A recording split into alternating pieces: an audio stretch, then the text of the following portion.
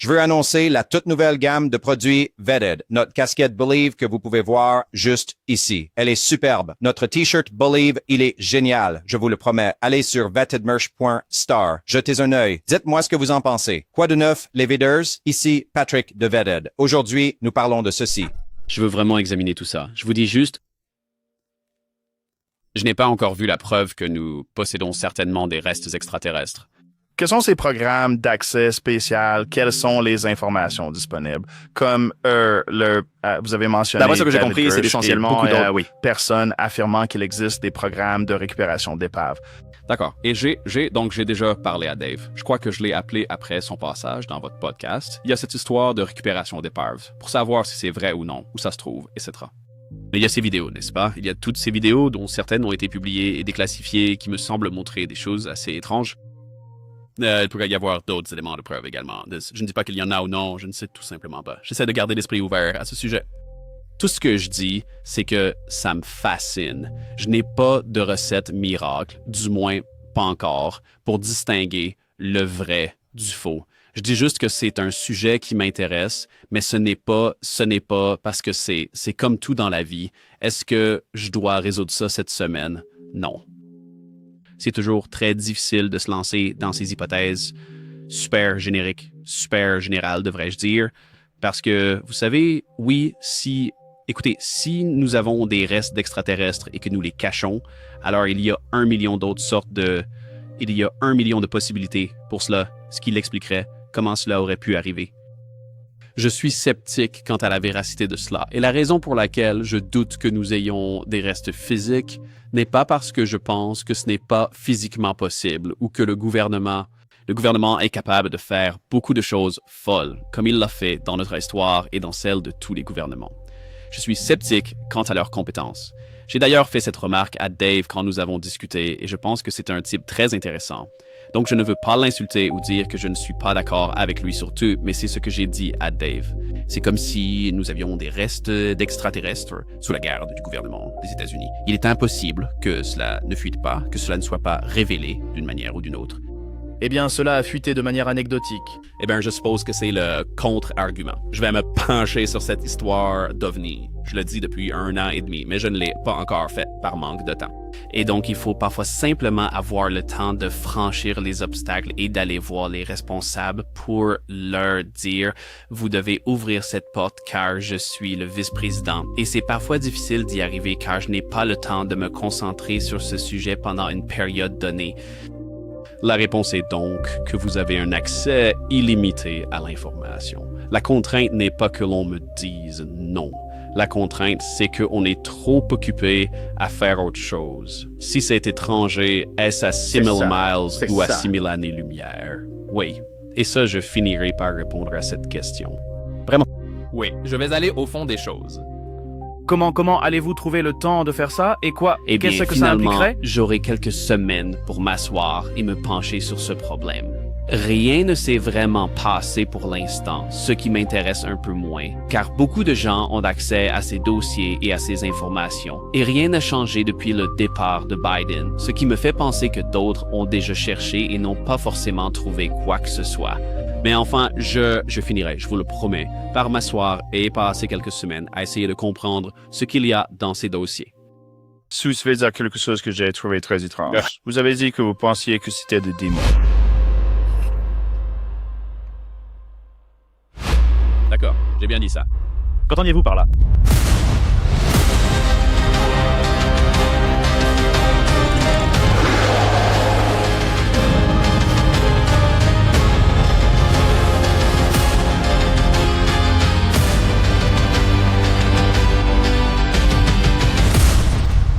Tu me cries toujours dessus.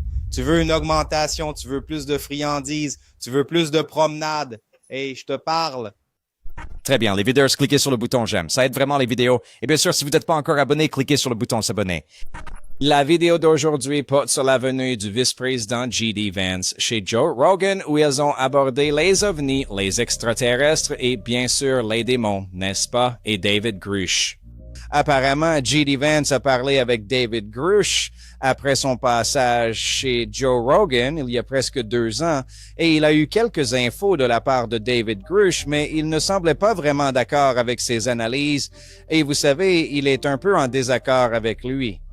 Et J.D. Vance répète plusieurs fois dans cette interview que, vous savez, il ne voit pas vraiment de preuves de quoi que ce soit.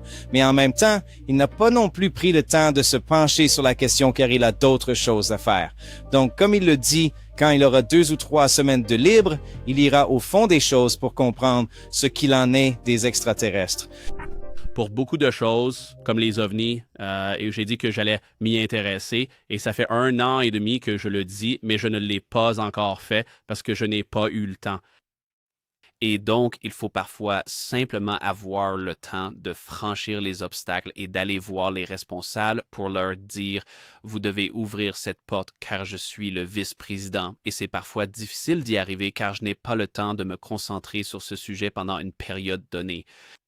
Donc, la réponse est que vous avez un accès illimité à l'information. La contrainte n'est pas qu'on me dise non. La contrainte, c'est qu'on est tellement occupé à faire d'autres trucs. L'histoire des ovnis, je pense que c'est quelque chose que je voudrais creuser. Oui. Je veux dire, juste pour mon information personnelle, je voudrais savoir ce qui se passe. Alors, la question est, est-ce que ce sont des programmes d'accès spécial qui sont au-dessus du top secret et que c'est notre propre technologie, ou est-ce quelque chose de bien plus bizarre et qui est interdimensionnel, venant d'une autre planète, peu importe? C'est ça. Vous Oui, pouvez est-ce que compléter. c'est étranger? Ouais, c'est ça. Et si c'est étranger, est-ce que c'est à 6000 C'est ça. miles ou à C'est 6000 ça. années-lumière? Oui, et ça, c'est... Je répondrai à cette question un jour. Oui, Comment- je vais aller au fond des choses. Comment vas-tu trouver le temps de faire ça? Et qu'est-ce Eh bien, que, finalement, qu'est-ce que ça finalement, j'aurai impliquerait? quelques semaines où je pourrai juste m'asseoir et me pencher sur ce problème. Vous avez dit quelque chose que j'ai trouvé très bizarre. C'est quoi? Voici pour l'intéressant, cependant. Je dirais... C'est l'une de ces théories du complot. Ça... Il y a beaucoup de gens dans notre gouvernement qui s'y intéressent. Je veux dire, nos dirigeants politiques actuels qui s'intéressent à cette question. Et rien ne s'est vraiment passé pour l'instant, ce qui m'intéresse un peu moins, car beaucoup de gens ont accès à ces dossiers et à ces informations, et rien n'a changé depuis le départ de Biden, ce qui me fait penser que d'autres personnes ont enquêté et n'ont pas forcément trouvé quoi que ce soit. Mais enfin, je finirai, je vous le promets, par m'asseoir et passer quelques semaines à essayer de comprendre ce qu'il y a dans ces dossiers. Je ne l'ai juste pas encore fait. Vous avez dit quelque chose que j'ai trouvé très étrange. Vous avez dit que vous pensiez que c'était des démons. D'accord, j'ai bien dit ça. Qu'entendiez-vous par là? Eh bien,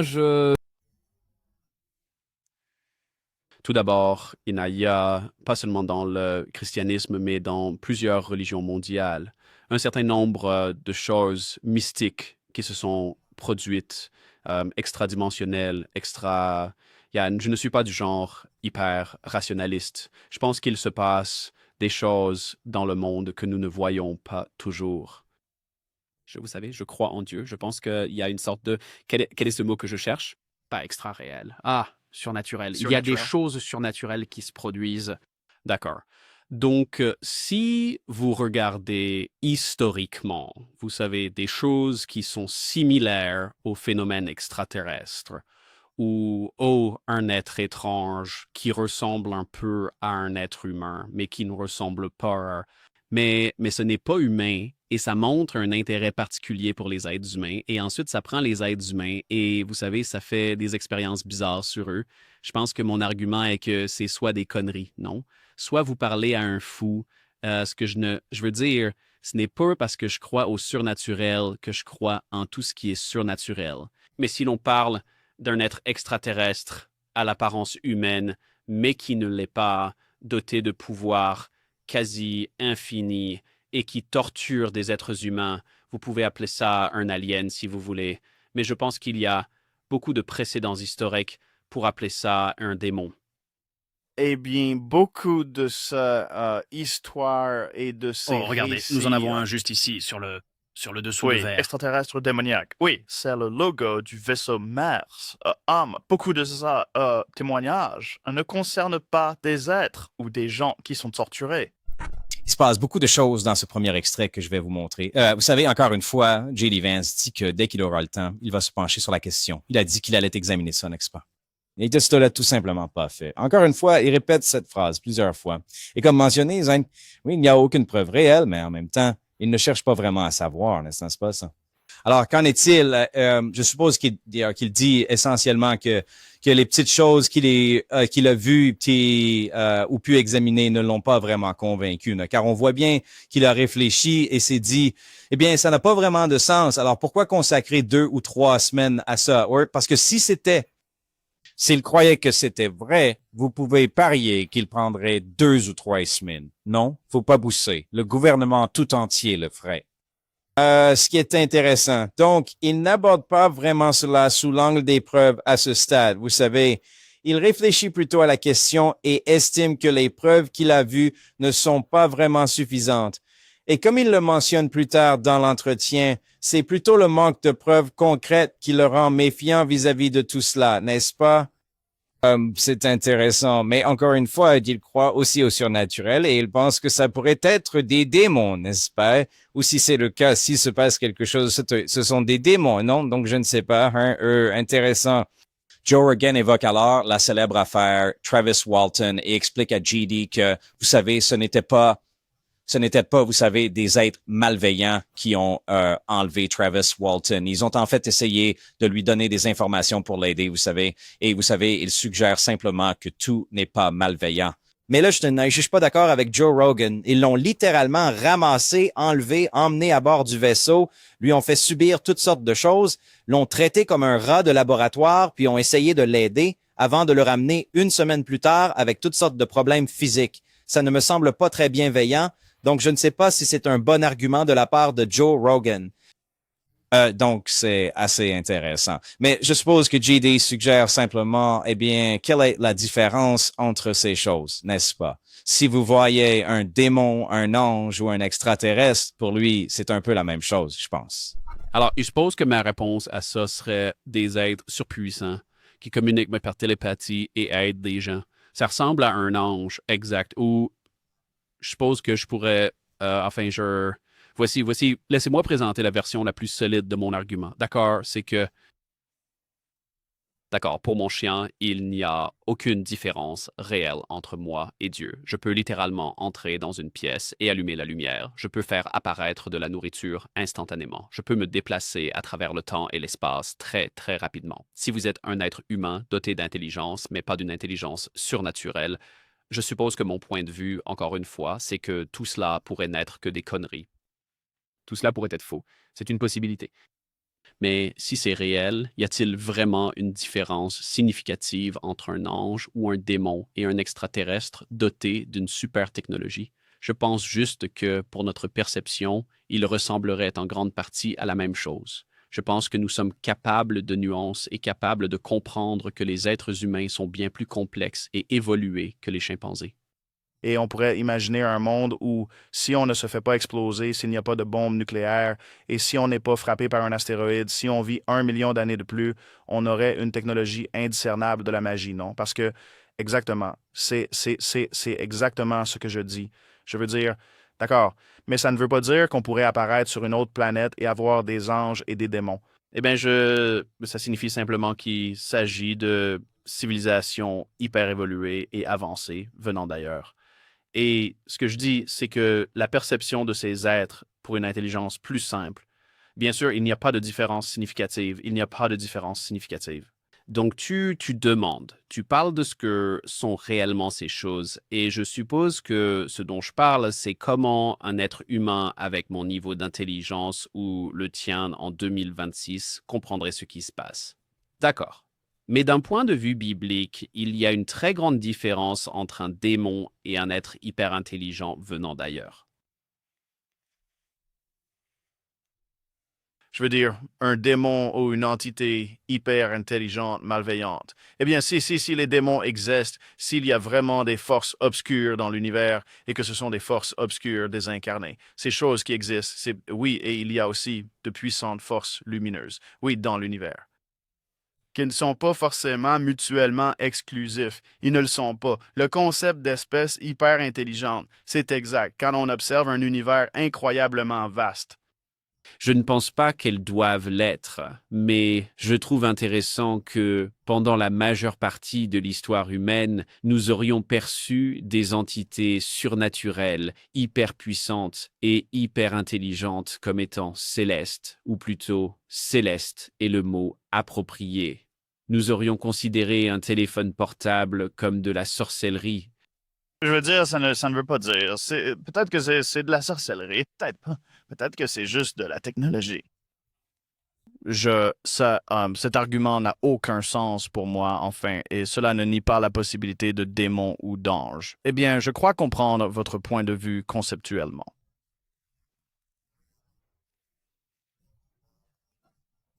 Je ne suis pas en désaccord avec ça, donc je ne pense pas que nous disions des choses différentes, à savoir que, métaphysiquement, il pourrait y avoir deux choses distinctes. Il pourrait y avoir des extraterrestres venus d'ailleurs, et il pourrait aussi y avoir des anges et des démons. Ce sont peut-être deux choses totalement séparées. L'une pourrait être vraie et pas l'autre. Ça, je l'admets totalement, et je suis d'accord avec ce point. Je suppose que ce que je dis, c'est que c'est une distinction conceptuellement intéressante pour moi, mais si un extraterrestre avec, disons, une technologie surhumaine vient sur Terre et a des intentions malveillantes,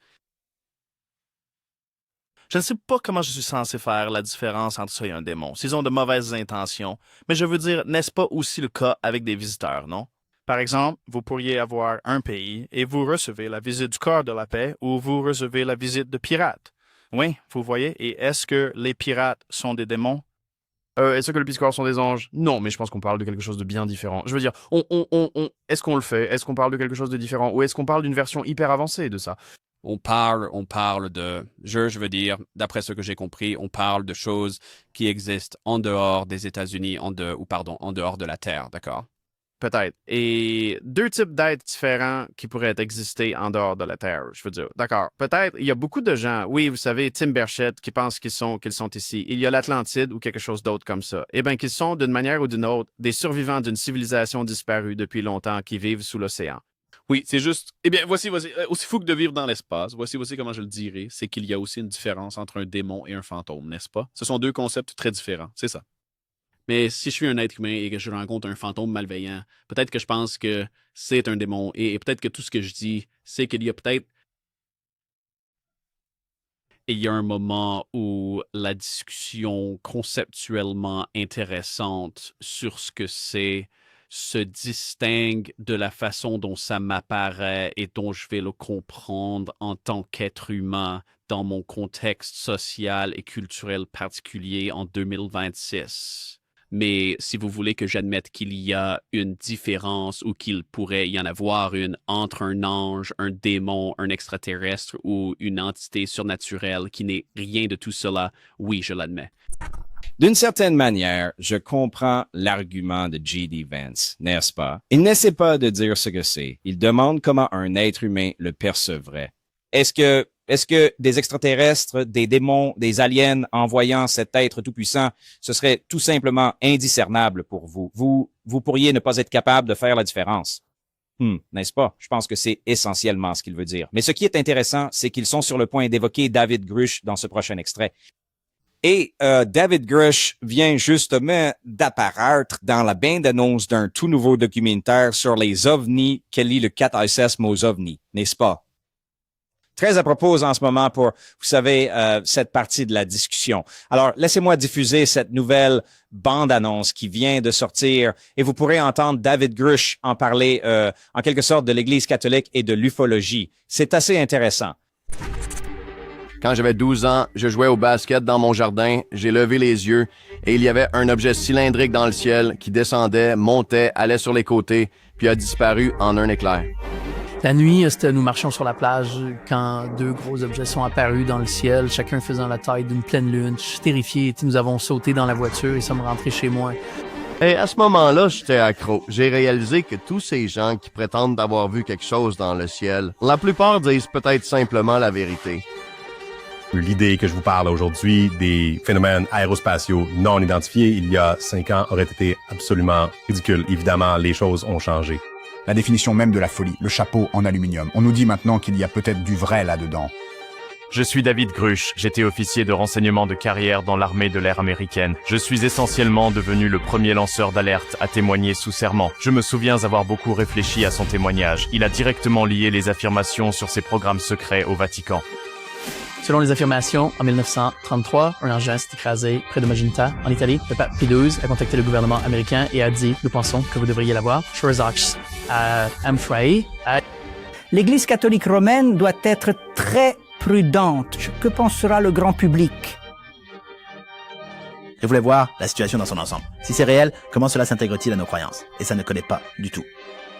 En tant que chrétien pratiquant, il me semblait illogique que Dieu nous ait tout dit en omettant 99% de la réalité. Les gens veulent croire que les extraterrestres sont là pour s'amuser, mais la réalité est tout autre et les enjeux sont très élevés. Cela finit par soulever la question, et si cela rendait le christianisme faux?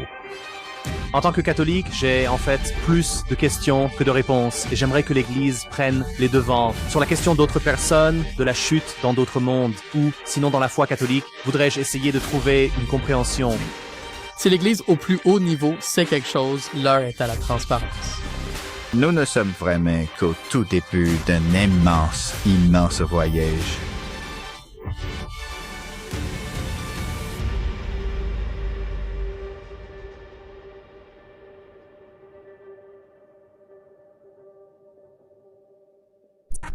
C'est assez intéressant que David Grush apparaisse dans ce documentaire, alors que le sous-titre mentionne l'ère de la divulgation, alors qu'il n'apparaissait pas dans le documentaire original sorti l'an dernier, n'est-ce pas? Beaucoup de gens l'ont fait remarquer, et je suis d'accord, c'est assez fascinant. Mais les gens ont aussi été très surpris. Oh, David Grush, catholique. Oh mon Dieu, il parle de ceci et de cela, vous voyez?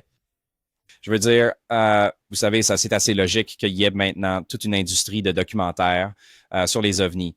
J'y ai aussi participé en sortant mon documentaire sur la psionique, toujours disponible sur psionix.film si vous voulez le voir. Vous savez, on finit par couvrir tous ces sujets différents. Est-ce que ça leur donne une légitimité? Je sais pas. Un détail intéressant dans cette bande-annonce, c'est qu'ils ne mentionnent pas le nom de David Grush. Ils ont mis les noms de plein de gens différents et qui sont peu importe, mais pas celui de David Grush. Donc, je ne sais pas. C'est intéressant. Peut-être leur a-t-il dit « Frau, ne m'utilisez pas trop. » Moi, je ne sais pas, Marnie. J'ai juste trouvé ça fascinant. Et je ne sais pas du tout quelle est sa contribution au film, n'est-ce pas? Mais quoi qu'il en soit, c'est très intéressant et je le regarderai probablement. Que sont ces programmes d'accès spécial? Quelles sont les informations disponibles? Vous faites référence à David Grush et à beaucoup d'autres personnes qui parlent de programmes de récupération d'épaves. D'accord. Et j'ai déjà parlé à Dave. Je crois que je l'ai appelé après son passage dans votre podcast. Il y a donc toute cette histoire de récupération d'épaves pour savoir si c'est réel ou non, où ça se trouve, etc. Il y a des vidéos, n'est-ce pas? Il y a toutes ces vidéos, dont certaines ont été publiées et déclassifiées, qui me semblent montrer des choses assez étranges. Et il pourrait y avoir d'autres éléments de preuve également. Je ne dis pas qu'il y en a ou non, je ne sais tout simplement pas. J'essaie de garder l'esprit ouvert à ce sujet.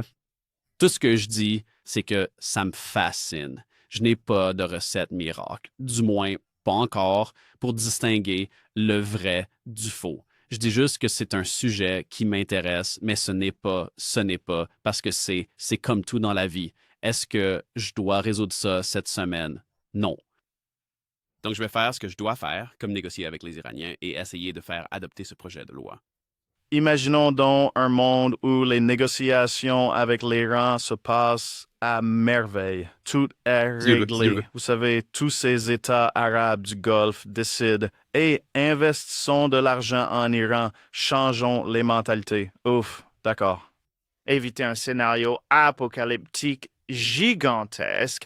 Que pourrait-on faire si nous avons des informations? Qui détient ces informations et pourquoi les garde-t-il? Et que connaissez-vous l'histoire de Hal Puthoff? Donc, Al Puthoff, qui travaillait pour la NASA, a dit qu'il avait été sollicité sous l'administration Bush où il proposait la divulgation et il disait, voici ce qu'il disait. Il disait, nous avons des restes biologiques et nous avons des vaisseaux physiques. Nous proposons une divulgation et ils ont fait venir un groupe de leaders d'opinion, différentes disciplines, différentes écoles de pensée. Et ils ont dit, je veux que vous dressiez une liste des pour et des contre et que vous donniez une valeur numérique à l'impact que cela aura sur la société, sur la religion, sur le gouvernement, sur l'économie et sur tous ces différents aspects. Et quand ils ont compilé cette liste, chacun d'entre eux avait plus de points négatifs que positifs et ils ont décidé de ne pas divulguer à cause de cela. Maintenant, si c'est le cas, de quoi parle-t-on? Qui détient ces informations et quelles sont-elles? Je veux dire, si ce n'était pas juste une expérience de pensée, s'ils ne se moquaient pas vraiment de ces gens, ce que je ne comprends pas pourquoi ils feraient ça, mais supposons qu'ils sachent ce qui est connu, et pourquoi empêcherait-il cette information de sortir? Eh bien, c'est une grosse condition.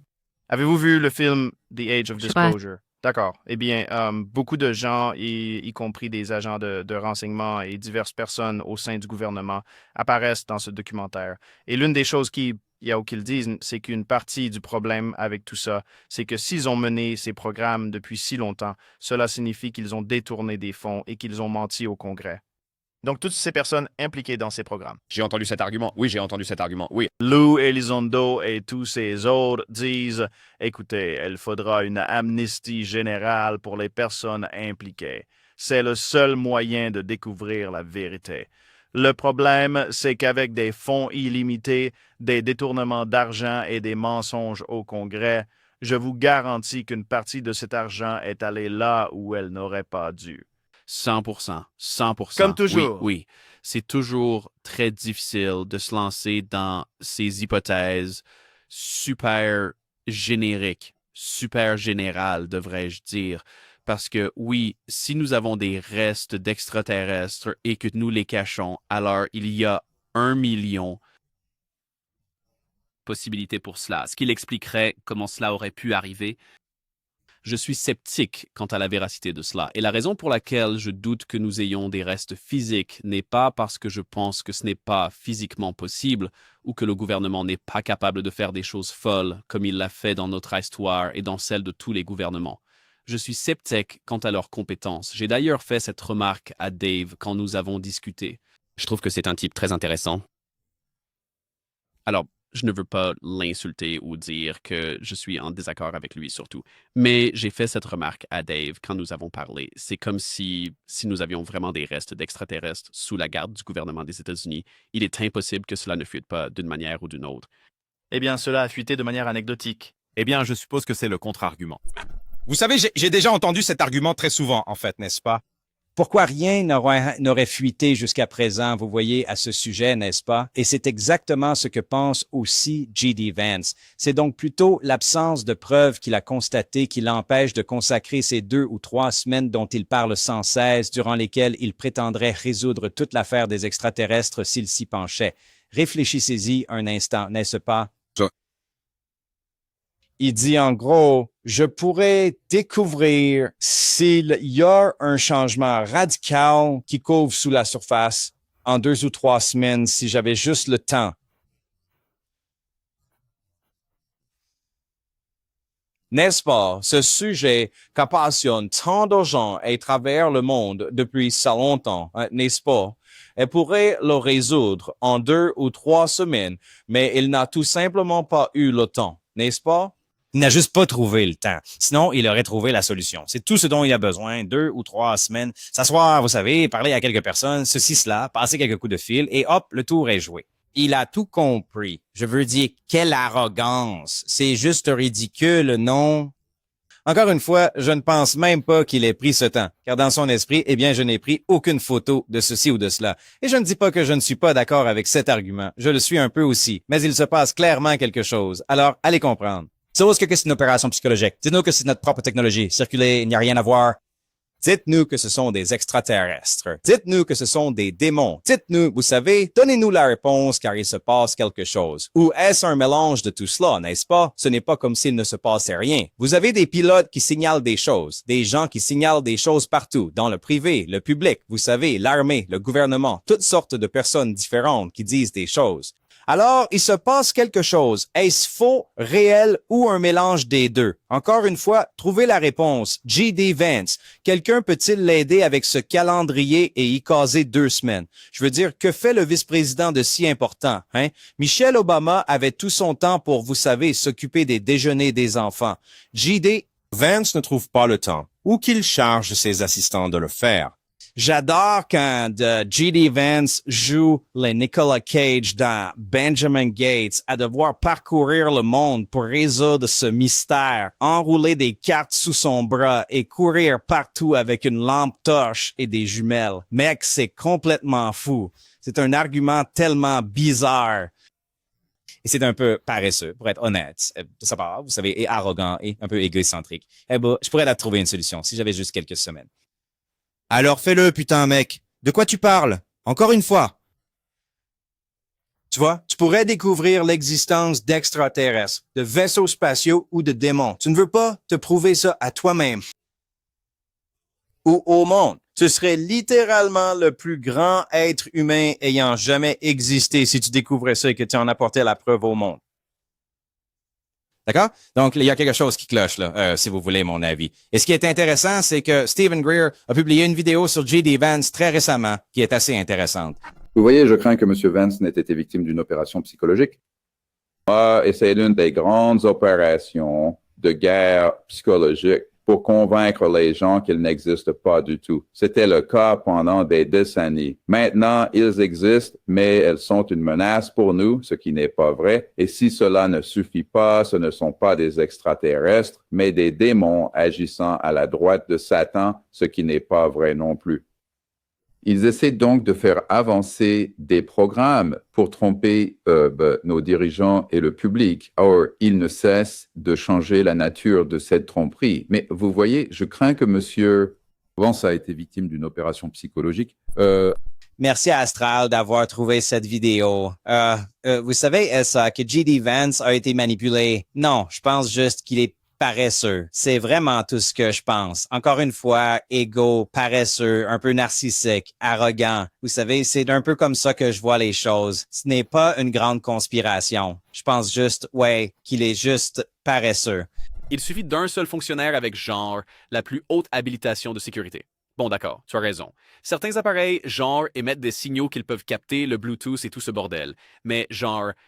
Mais pour avoir accès à une pièce où ils gardent ces choses, s'ils les ont vraiment, je vous garantis qu'ils s'assureront que personne n'a rien sur soi. Ils pourraient facilement vous scanner pour vérifier que vous n'avez aucun appareil électronique, aucune caméra, aucun dispositif d'enregistrement. Ce n'est pas difficile, surtout si vous avez caché quelque chose dans la zone 51 et...